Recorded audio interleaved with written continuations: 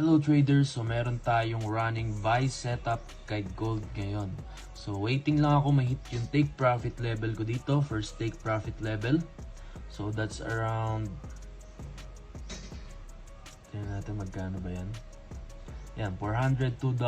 Yung isa naman ay second take profit, $533.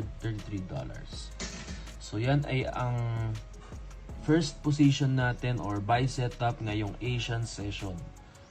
So, kaya ako nag-buy dyan kasi meron ditong break of structure sa 15-minute time frame. So, nag-pullback na siya dito sa order block dito. Tapos, nag-antay lang ako ng confirmation. Tsaka ako nag-buy sa gold. So, this is actually a scalping setup. Yan, 23 pips lang ang stop loss. Then, 47 pips ang ating take profit level din. Dito kasi may order block pa. Pero, I'm anticipating na mabasag niya tong previous high dito. Then, continuation na ng kanyang bullish trend. So, this is actually my second target, itong previous high. So, let's see kung makakatipi tayo kay gold ngayong Asian session.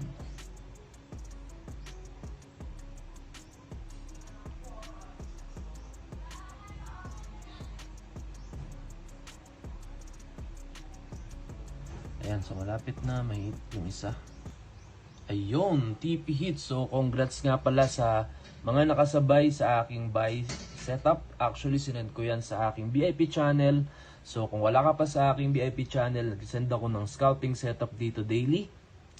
Ayan, so meron yung entry price, stop loss, and take profit level. Nag-a-announce din ako kung kailangan mo na mag-move ng stop loss to break even para protected na ang iyong capital. So see you sa aking community.